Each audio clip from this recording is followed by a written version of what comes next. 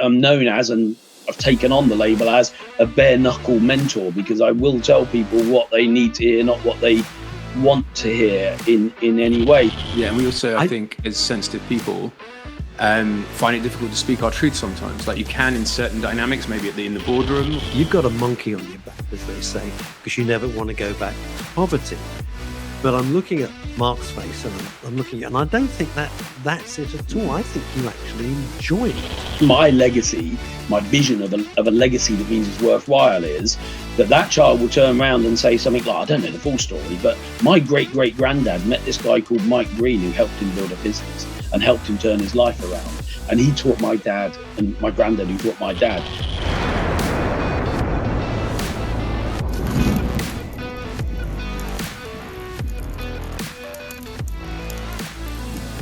Mark and I are delighted he could find time, because he's like the world's busiest man.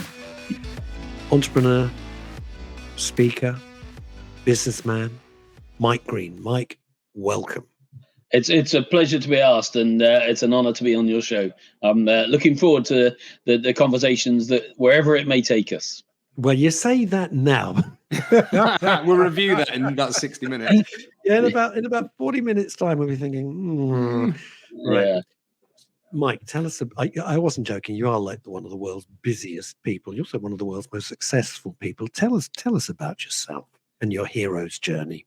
Yeah, I mean, it's always hard to hear anything that positive about yourself, and I'm not a shy person. I'm not in any way worried about taking praise, but when you come from humble background, you're just not used to being elevated. And I did. I mean, we were young, and when we were young, my dad left, and I was 4 when he left, and we became homeless because we were on holiday in my nan's caravan on the Norfolk coast for the whole summer holiday, and we'd stay down there. And during that time, he sold everything in the house, and we had no home then to go to, so we had to live in a hospice for a few months, and then a caravan for 4 years, and then a council house, and even in the council house, I shared a bed with 2 brothers till I was 11, and so even though I still shared the bedroom with them after that, to get my own bed at 11 was exciting. I did go to school, and I did okay for the school I went to, which was once referred to an eminent Cambridge psychologist as a demonized depository for social waste, which when I met her, I had a conversation with her about. But I did enjoy learning. I didn't say I would enjoy school. I enjoyed learning, but and that's why I went on to become a doctor of education, because I spoke at every school that I could, good, bad, and ugly. And what I always wanted was not really to get young adults and children academic. I wanted them to love the process of learning.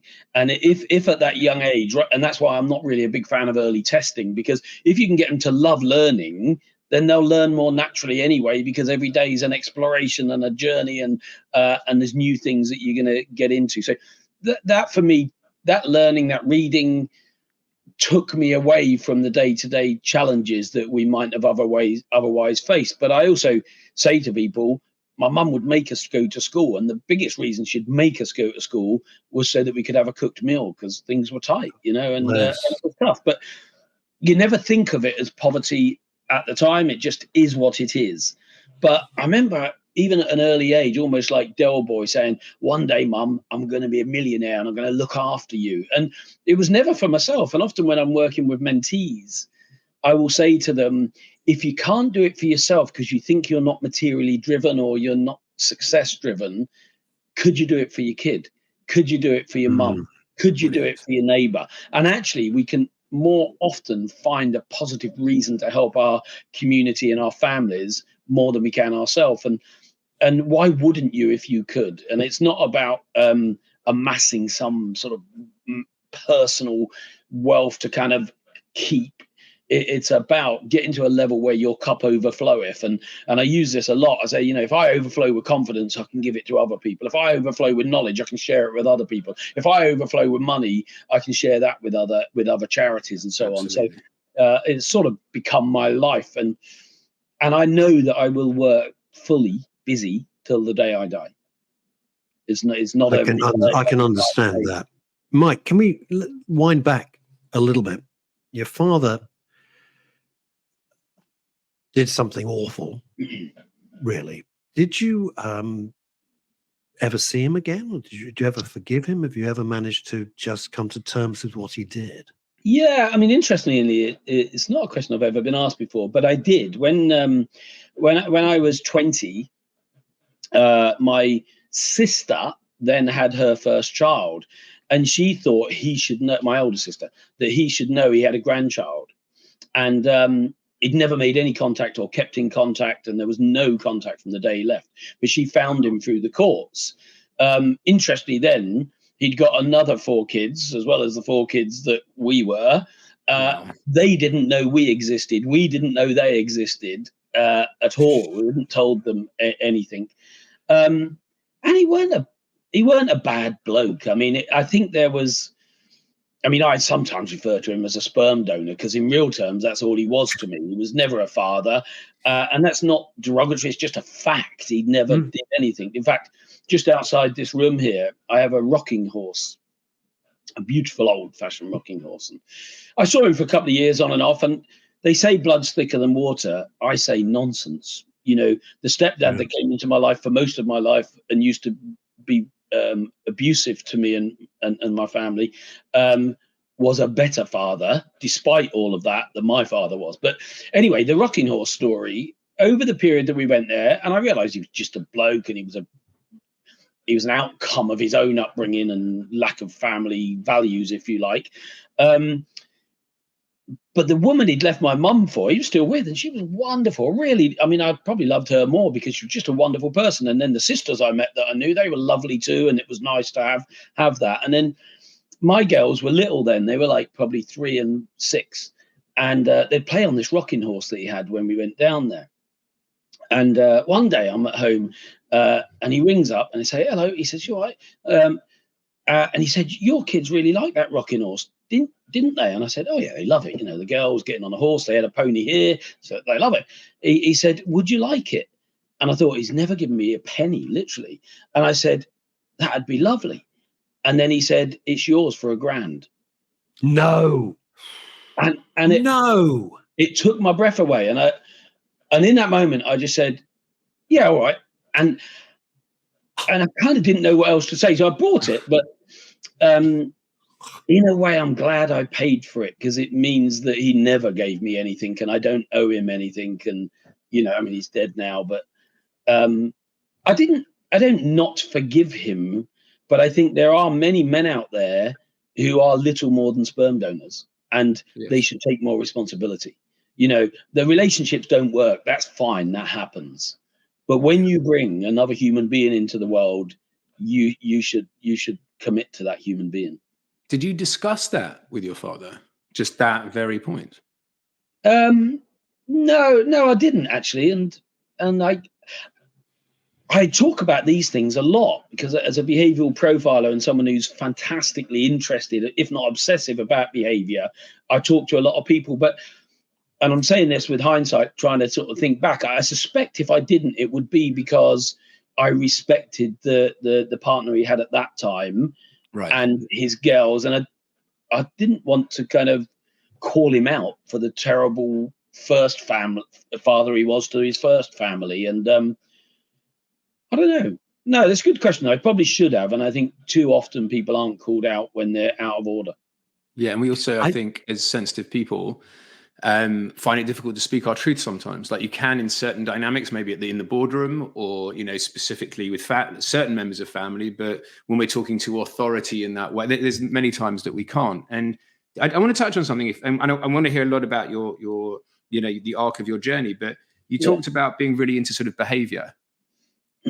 And my question is, because I see it so much in clients, that often we take on the behaviors of the lineage that we're born into. And so I'm interested in why you, rather than so many other people that came from such a difficult background, what was it in your behavior, other than service, which you've touched on, did you have this knowingness of your own success? How did that birth for you? Yeah, I mean, it's a good question. And just to go back slightly, to the conversation we just finished when you asked the question, not having that conflict with my father has probably massively affected me, because of all the mentoring I do now and all the business advisory I do now. One of my key guiding principles is that conflict leads to clarity, and conflict doesn't have to be aggressive or negative. It is really a questioning. I disagree with that. Why do you say that? And actually, I run constructive conflict sessions with boards to bring out the bits that piss them off about each other, if I can be blunt. But often they're little things that could be easily adapted. So it has had the effect that I will not say something. Now, that's not always a positive, because in fact I'm known as, and I've taken on the label as, a bare knuckle mentor, because I will tell people what they need to hear, not what they want to hear in any way. So it's had a big effect on me. As to why I broke out, and you made me think, as you were saying it, of Charlie Mullins as well, because similarly, he sort of broke out, and I did a podcast with him a couple of weeks ago, and he talks about, I went and worked for this, I can't remember the guy's name, this guy was a plumber at 14, he said, and he had a car and he had a motorbike and he was earning money, and and I just thought he was a fantastically cool dude, and he gave me time and he taught me stuff. And similarly, when I was a probably 12-year-old paper boy, the manager of the Martins in Peterborough said to me at the time, "Go and get yourself a shirt and a tie, boy." And he was an ex-military guy. He's quite scary, big, tall guy. And I said, "Why?" And he said, "Because you're working on a Saturday if you want the job." And I said, "What, me?" And, it was just working on the till at a newsagent's. But the first male that was in my life that had said, "I believe in you." And he said, "I think you'll be good at it." And it was like, it was nothing, but it was everything, in terms of, suddenly there was someone who said to me, you can be good. I believe in you. Do a good job on the papers. I think you'll do a good job in the shop. And then when you get into that environment where someone's giving you that recognition, you want to make them right. You want to please them, not in a servant way, but I just then wanted to get better and better and better. And there's probably lots of pivot points, but that would certainly be a big one. So, Mike, what do you think it was? There you are, you're in a paper, you're 14, and this scary boss who runs the Martins branch. What do you think? What quality of Mike, the young Mike Greene, did he see? I don't, and it's easy to sort of blow your own trumpet, but I don't know anyone who has my work ethic. Literally, I used to have two drivers sometimes, because I'd say, "Right, we're going down to Cornwall tomorrow." When I was doing the retail, we're going out to Cornwall tomorrow. And say, "What time are we leaving?" I said, 4. And "Boss, what time will we get back?" "Probably about 11." And they, "Well, we can't drive for that many hours," sort of thing. And to me, I used to say, if I'm awake, I'm working. And of course, a few years ago, my wife said, "Mike, I've heard you say this a few times. That is not a good thing. You need to learn to switch off on that." And my brother-in-law, God bless him, is dead now. He's a soldier. And he said to me once, in that blunt, squaddy way, "You're a shit dad, Mike." And I said, "Oh, why is that?" He said, "Well, you're in Australia, you're in Europe, you're in America, you're never at home with your kids." And it kind of, cuts as it did. And I said, "Yeah, but you are Don, and you sit on the sofa drinking beers, watching telly. So am I better to be here and be full on when I'm here, or to be here and absent?" But what it made me realize with hindsight, because how we replay these conversations in our head, and endlessly, I say, I loved him dearly, and he was a great brother-in-law. He's a good friend as well. So it hurts more when it's someone who you respect a lot. Yeah. And I guess what he was saying to me in his roundabout way was, what's more important, work or family? And when I then sold my businesses in 2012 and fully retired, before I drove myself crazy 9 months later, and my wife crazy, and my kids crazy, I thought about that, and I thought, the question really, what's most important to you, work or family, I think is like saying, what arm do you want to cut off? It's a Sophie's choice, isn't it? Yeah, if I had to cut an arm off, I'd say cut my left off, because I'm right-handed. But I want business and I want family, and they're both as important a part of me. And actually, if I lost one, I'd be less of a person. I think I'd be a worse dad, a worse partner, because I'd be unfulfilled in half of who I am. So Yeah, I just no one has the work ethic. I haven't met anyone who quite does. And this kind of my mum, if we came home crying, she was a tough lady. She would say, I said, "What's the matter?" And someone's hit me. Did you hit them back? Uh, and if we said no, she'd clip us around the ear. Well, so in that sense, you say you get you pick yourself up, you dust yourself down, and you fight back. And so whenever things went wrong and we became homeless and bankrupt and all this in our 20s and we lost our house, God bless Jules is still with me after all these years.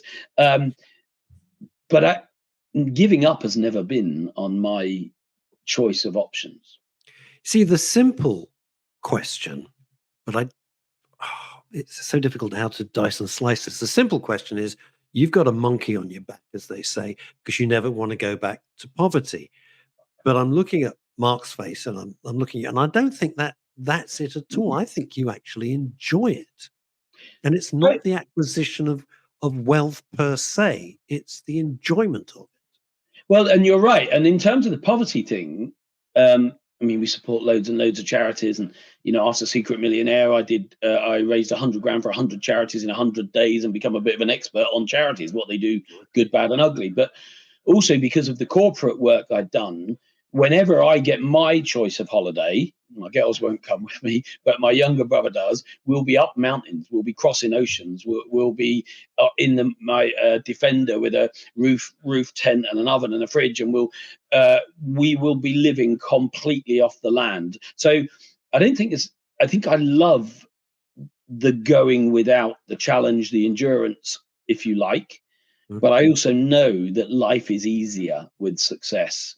And just earlier, Rob Moore, who is Peterborough guy as well, Progressive Properties, he'd put out a post saying money isn't everything, and he listed a bunch of things. And what do you think? Or so. And so I just went back and said, no, money's not everything, but I've never argued with my wife about having too much.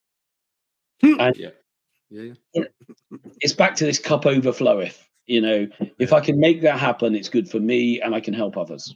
It's interesting because the one thing I'm really gleaming from what you're saying is you're someone who really wants to come fully alive, to really, really live in this world. Yeah, and I'm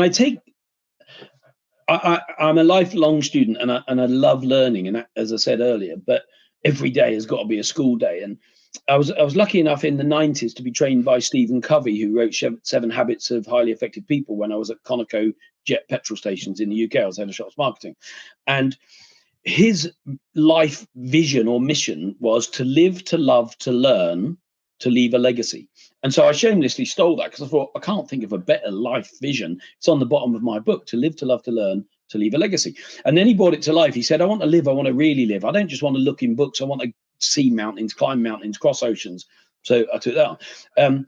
I want to love. I want to walk into a room and assume everyone in there is wonderful and interesting until they prove me different. As opposed to what we generally do is walk in and think, he looks miserable as sin, she looks like so, and we judge people and we make these assumptions.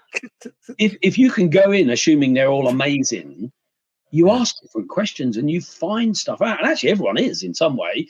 Then to learn, he learned 10 languages in 10 years, couldn't read them, couldn't write them, but could speak them. But he says all of those are things that you do in your lifetime to have a more fulfilled life. And then it was to leave a legacy. He said the legacy is what happens beyond your life. And that's where my mentoring comes in, that, if I can have a vision 100 years beyond my death that says, and I share this with people, I can imagine someone living, they've got a beautiful house in the countryside and they're not worried for money or things, not that money and things are everything, and their friends around. And one of the friends says, you have a wonderful life. Where did it all come from? My legacy, my vision of a legacy that means it's worthwhile is that child will turn around and say something like, I don't know the full story, but my great-great-granddad met this guy called Mike Greene who helped him build a business and helped him turn his life around. And he taught my dad and my granddad who taught my dad. And this is where this is. To do that, it means that I've got to touch people's lives and change stuff that will live beyond me. It can't just be about me. Wonderful. Whoa. It's interesting. The nearest I can think of that is reasons I won't bore you with, taken on a private tour of now the King, but it was then Prince Charles's home. name of which has completely gone out of my head. And it was the most beautiful place I'd ever seen. I went outside in the grounds. Highgrove. Highgrove, yeah. Highgrove. Thanks, Mark. And it was stunning in the most wonderfully natural way. And one of the things that my guide, who ran all the outdoor stuff, was telling me is that Prince Charles will never see this come to fruition. Yeah. A lot of it is there for 50 years or even 100 years' time. And that, I went years ago, and it really struck with me, Mike, that somebody would be so forward-thinking and just leave that legacy, which he's never going to see he's never going to see it. He won't be alive. There's a famous saying, isn't there? The wisdom, I think it's maybe paraphrasing, but wisdom is planting trees that you'll never sit under. If you're enjoying Success is a System, every Tuesday we launch it on all podcast platforms and on YouTube. Drop us a note and tell us who you would like to see or hear on Success is a System, or what subjects you'd like us to cover to help you and your business. Success is a System. Like, subscribe, and make sure you get it every Tuesday for great lessons and systems that have made people wealthy, healthy, and successful. I've heard something like that. Yes, no, it does, but it also, I think, because you don't know when you're going to die. I mean, I'm often planning, and I specialize in strategic mapping and planning and stuff. But I also always remind myself of the saying that God laughs at someone who's got a plan, because we only know we've got this moment, literally. But if you know that you can't, I'd love to have 50 years, but if you know you haven't got 50 or 10 or even a year, if you're looking to leave a tree or a legacy, you've got to do it every day. Because if you don't do it today, you don't know you've got tomorrow. So you can't think, well, when I've done this, I'll help others. When I've done this, I'll mentor someone else. It's got to be done now, because we only know we've got now. Yes.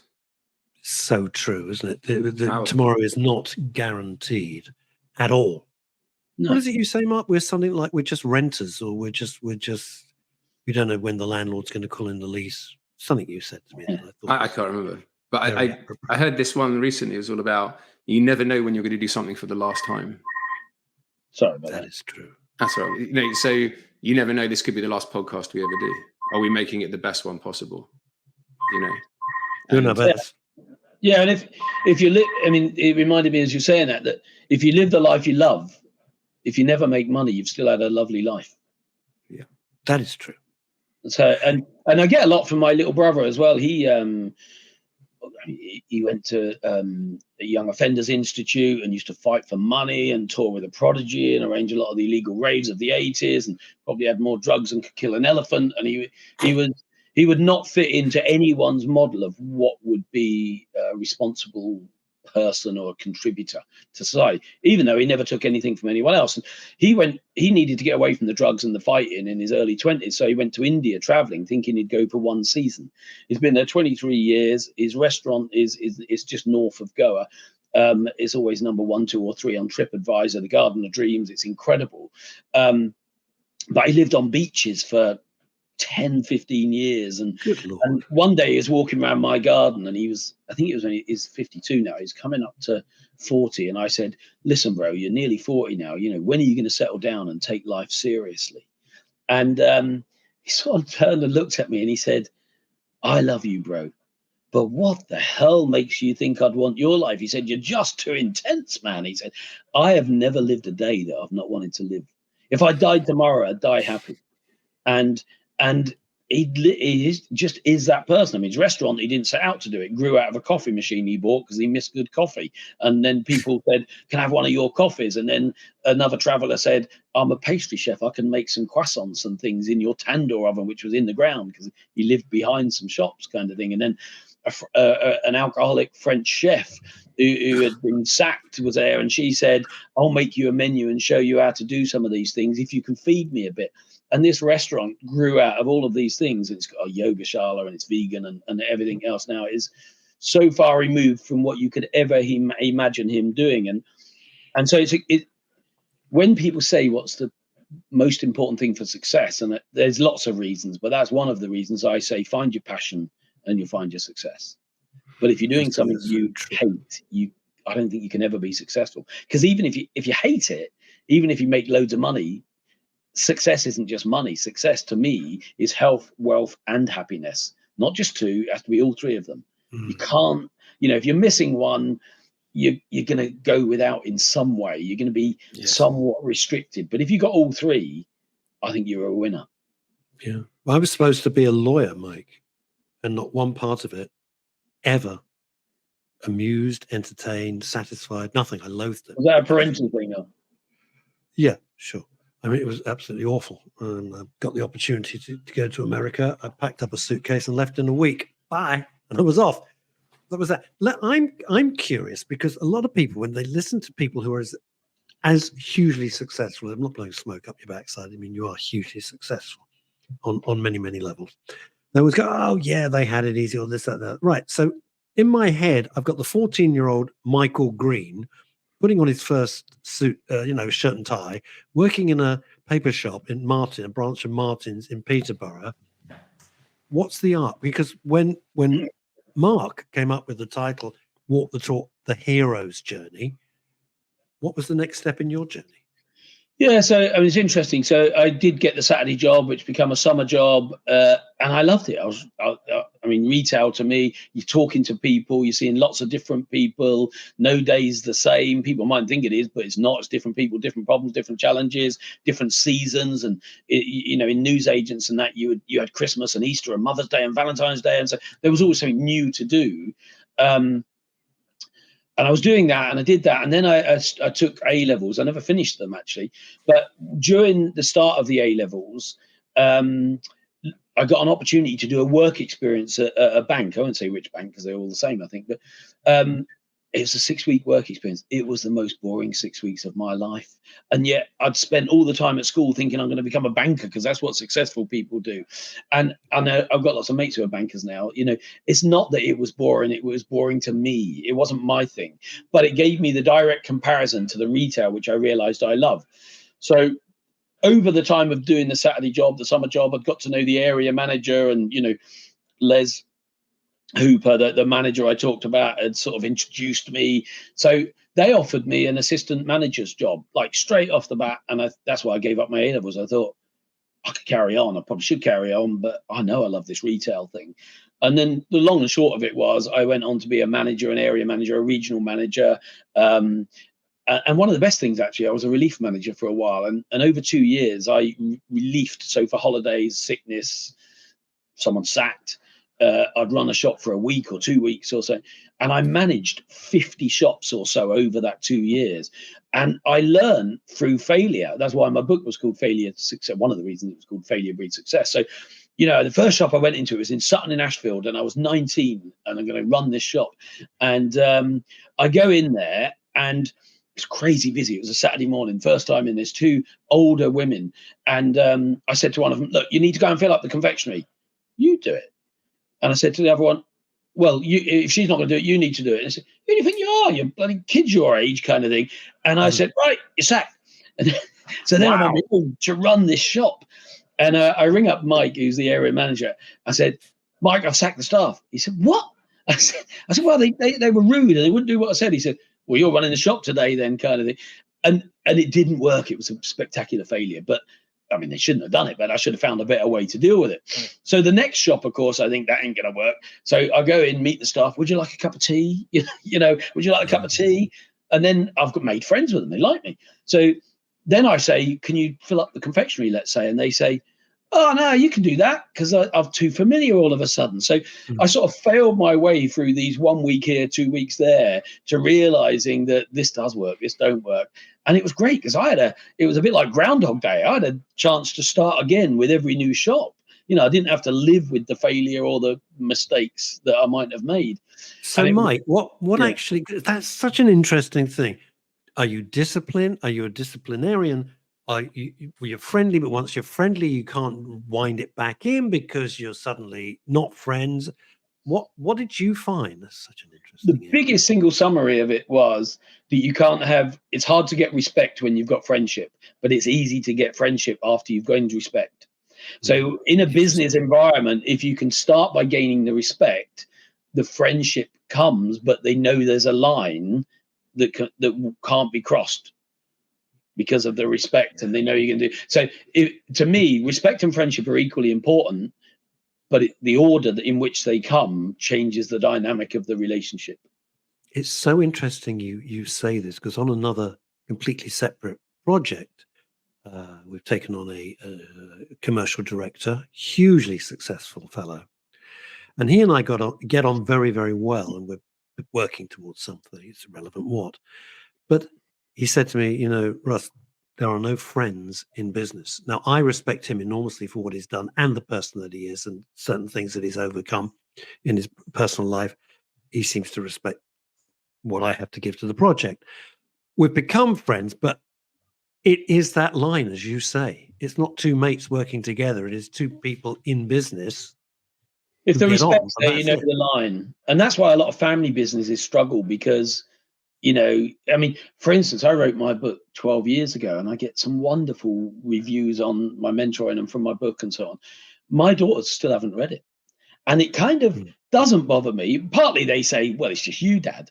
And I think, yeah, but there's stuff in there that I wrote it partly as something to hand on to them, because it'd be a bit biographical and they haven't lived the life I lived and so on. But, and they can't watch any of the, podcasts or that I do, because it's just awkward for them. And when people then employ their brothers, their sisters, sometimes their brothers will say to or the sisters will say to the other team members, "Oh, don't worry about him. He just blows hot and cold, or he'll be all right." And they don't realize they're disrespecting them. They're actually cutting some of the necessary hierarchical structures that enable a business to function effectively. With that, they don't mean to be disrespectful, but the familiarity somehow dilutes the respect. Absolutely. Sorry, Mark, go on. No, you first. Well, Sam's edit that bit. I'm just Sam, edit point there. I understand how you can be. You've worked through the hierarchy of the retail chain, and you've worked out through the Groundhog Day mechanism the best way to deal with staff, etc. But I don't. What is the leap that you made? You must at some point said, "I can do whatever it is." What is that leap? Yeah. So when I was managing stores, there'd be competitions. So let's say one that comes to mind, and I was still an assistant manager actually, was a competition. Mars had launched a new product, and it was whichever store sells the most of this new product would win this weekend in Paris or something like that. I was intent on winning this thing. I thought, how am I going to win it? So I bought, and it was a Timex watch or something like that, which was popular at the time, probably 20 quid or so. And I set up my own little in-store competition. So I built this display of Mars, new flavor Mars bars or whatever it was, and I'd sort of sellotape them around, because the sellotape didn't stick to the packaging, but I'd sellotape some around sort of Quality Street and Roses, and I'd made this rocket of Mars in a display on a plinth. And I had a strap line. It said something like "Rocket to Mars and win a new Timex watch" or so. Anyway, we just smashed every other store in the area and won that. And then I got interested in, so you can change the psychology of shopping, in the sense that how can you make someone buy more or a different product, or why do they buy from this shelf, this eye level, buy level, and in the UK, because we're more right-handed, we tend to buy right more than left. And if you go to countries that are the opposite, they tend to buy from the left of the shelf. So there's a lot of psychology of shopping. I got more and more into it. So then I got into store opening, store design, store psychology, which then led me into sort of psychology of marketing. And that's how I sort of morphed into store design and becoming an expert in retail, if you like, and speaking at conferences. Then when the petrol stations were moving from what I used to call fags and fan belts, if you like, to doing more products, I'd worked in retail, so I was able to give them advice. So I then worked for Shell as a development executive, and then I became head of shops marketing for Conoco Jet in the UK. And it just evolved really from there into bigger and bigger regions or areas. It's very interesting to hear you talk about this. And I've been listening and taking some notes from what you've been saying. And there seem to be three key areas. One is, as you say, finding your passion, the importance of finding that without it, you can't be successful. Yeah. You've got the mindset, which I think you've alluded to, and having that kind of belief in self. And I think there are books people can read. But what if someone who's listening to the podcast, and this goes out, all around the world, and they're in a situation where they've got kids, right? And they're stuck in a job, just over broke, as they say, and they're getting paid just about enough to pay the bills. If they lose their job in 3 months, they're in a very different situation. And they've had this fire in them, but everything is kind of set up to stop them stepping out. How does someone go from, having the noose or whatever you want to call it of just that job to actually getting out there? Are there any steps that people can take? Yeah, so I mean, a few things as you were asking that question came into mind. Firstly, there's a lot of limiting beliefs and imposter syndrome. So I come from Breton, how am I ever going to be successful? Or I come from this family background, so another person who inspires me a lot, and I actually got to meet him a couple of months ago, is Alfie Best, the gypsy billionaire kind of thing, born in a caravan in a lay-by in Leicester, and it's like so successful now, and you look at what it is. So how do you break that imposter syndrome or those limiting beliefs? And that's got to be education. It's got to be, they don't have to go out and get a mentor, but they have to work with somebody that is going to say, listen to yourself, have a word with yourself. Always it is, I would, but get off your butt, or when you say you can't do that, why can't you do that? If he can and she can, why can't you do that? Well, because they had a better upbringing than me.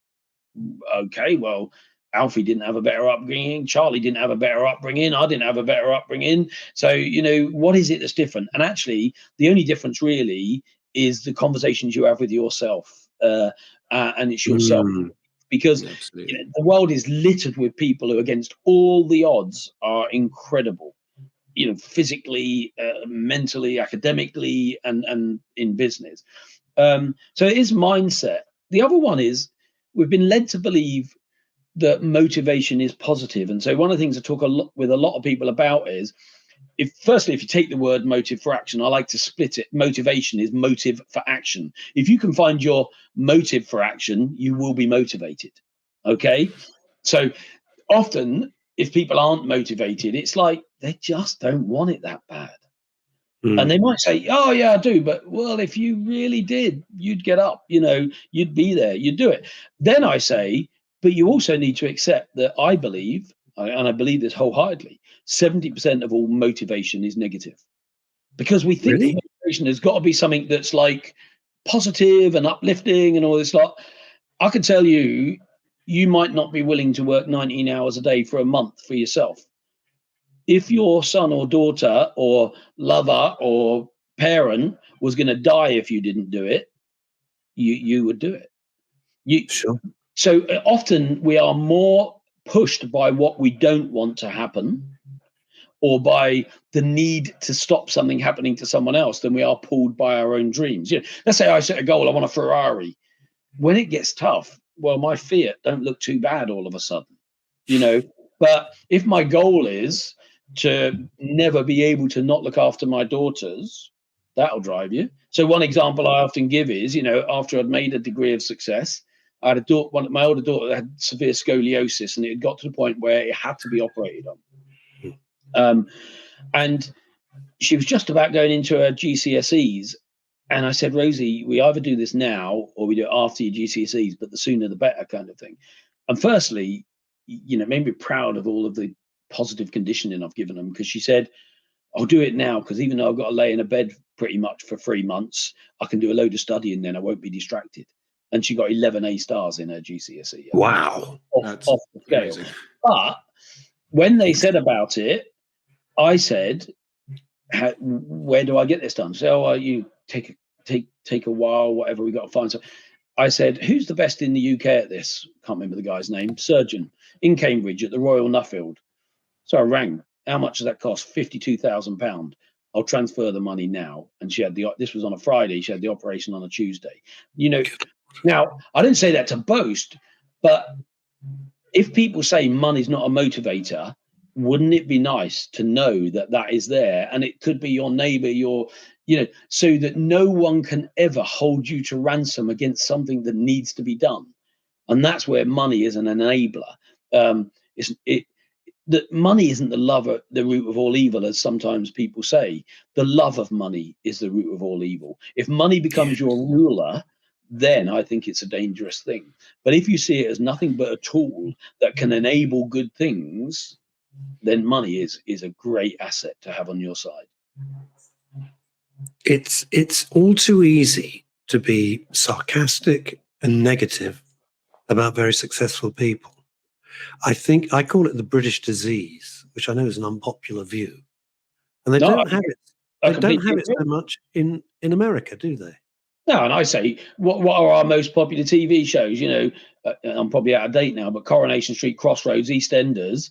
Go to America, it's Dallas 90210, and it's all about success. You know, why do they hold up success as the American dream, and we seem to want to wallow in and kind of love the underdog who's, you know, 14-year-old pregnancy, a drug addict, someone who's killed someone, and you know, all these things we shouldn't hide from. But we shouldn't be aspiring to. They should be something that needs to be managed, and we focus on that. But we don't. If you're the average of the 5 people you spend the most time with, you're also the average of the 5 things that you most think about. In terms of it controls your mindset, to use. Could you explain that a bit? Just expand. Yeah. On so Jim Rohn first said you're the average of the 5 people you spend most time with.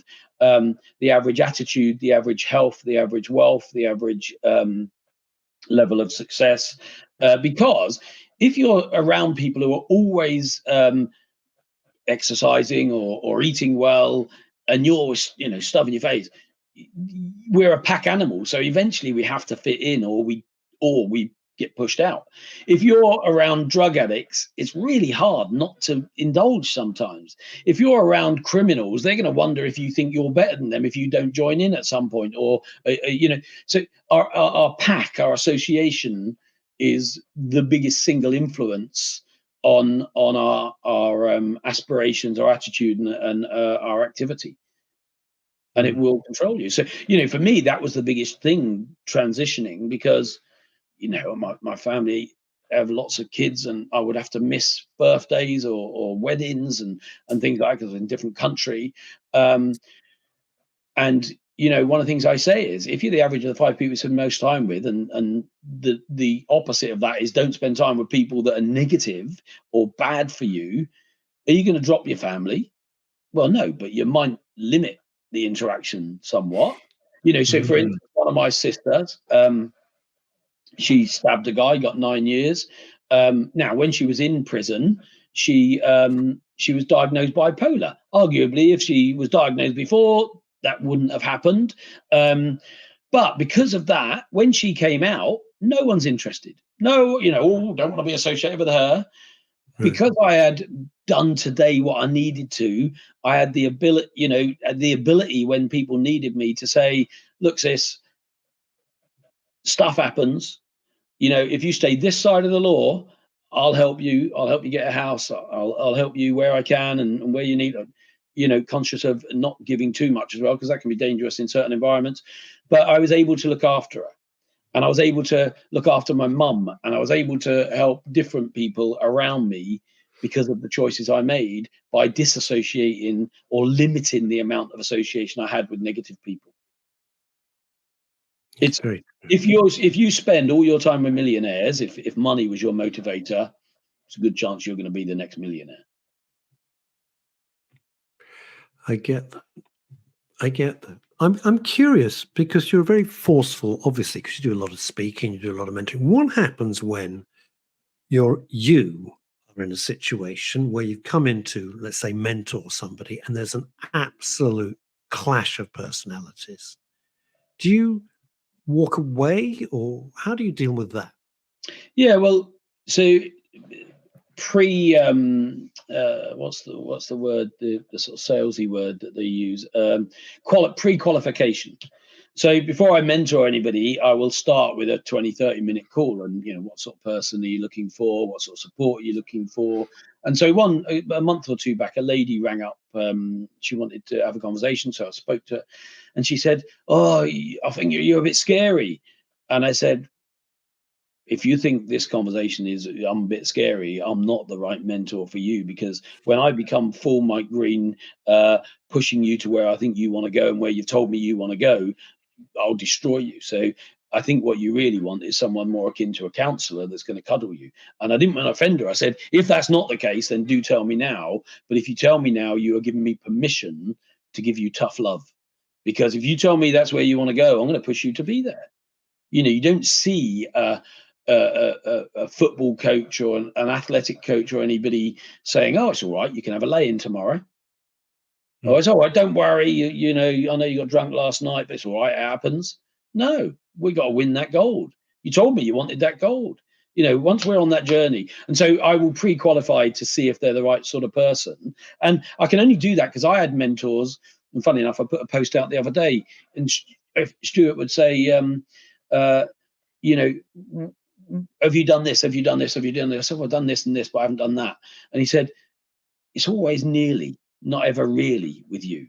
You know, you just don't do it. He said, get off your butt. And that was what I said earlier. And he didn't mean just get off your arse. He meant get off your, yeah, I would have done that, but I've been busy. I've been this and that. He said, you don't need a mentor, Mike. Stay broke. And, you know, that really, right to the heart. Oh, man. I thought, boom. But I also wasn't where I wanted to be. And many people, they need, you know, I talked about fathers and sperm donors and that earlier in that sense, but everyone needs a mother figure and a father figure. They don't have to be the male or the female. It could be two men, but one is more sensitive if you're being stereotypical, and one is more kind of alpha male hunter, you know, but we need this kind of male energy and this female energy in our life. And if people haven't had both, then they haven't had that kind of like, I talk a bit in my book about wolf packs. The alpha is really tough with the young wolves. He will fight them, he will play with them, and as they get bigger, he will have full-on fights and attack them. Now, is he being cruel? No, he's training one of them to kill him one day. And why would he teach them how to be that tough, knowing that one of them is going to kill him? Because he is so invested in the pack and the future of the pack and the strength of the pack that he knows he can't build a weak leader. He knows that when he goes, they've got to be ready. They've got to be strong enough to take this pack forward. And, you know, woke and snowflake has become really negative words, but really, and so then you feel bad for doing that. But there is something sometimes we need cuddles and sometimes we need kicks. And they're two different things. And at worst, we need tough love as well as just understanding sometimes, in my opinion. Absolutely. It feels to me that I always say it's like sort of the ankle that kicks you up the backside kind of energy. And the source of it, and a lot of the work I do with my clients as well, I find, and I think you're alluding to it, is self-ownership. Yeah, I mean, when I speak at schools, the two times that I mostly go into schools is just before GCSEs and just before A levels. And I say, do you know what? Let's say I'm in a bad school. I'll say something like, the challenges you're facing in life are going to give you such a foundation that it is only a foundation, but you can build anything on top of it. If I go to a really good school, fee-paying school that gets amazing results, but they've had it kind of more protected in the sense that they knew what was going to be the outcome, I'd say something like, I wish you enough failure to be truly successful. But then I would say two things I'm going to tell you that are really important to me, and your mum and dad are here because often it'll be an evening thing. I said, firstly, ignore your mum and dad when they tell you what job you should do, because you are with your now, you live under their roof, and you need to honor that. But from the minute you leave, you got to live with yourself. And I give the example of Mick Jagger. You know, he's 80 a month or so back, and still entertaining. And I said, can you imagine 65 years ago when he was 15? So, you know, that would have been 1960 or something. And his mum and his dad, and he went home one day and said, I'm going to play in a rock band. I said, what? You know, you got a face for radio, mate, and you can't really dance, or you got a weird way of dancing. But if he'd have listened to them, millions, if not billions of people wouldn't have been entertained by him. He's not doing it for the money. He's doing it because he loves it. He found that passion. And I say, you just got to find that passion. You got to follow that passion. I said, but the downside of it is as well, your mum and dad have looked after you to now. The minute you finish school, you can't blame your mum and dad anymore. You can't blame the teachers anymore. You can't blame the government anymore. From that day on, I could give you 1,000 examples who have had it tougher than you, that have gone on to achieve everything they want in life. So the good news and the bad news is your future's in your hands. Your future success is totally within your control. And therefore, you've got to be responsible for it.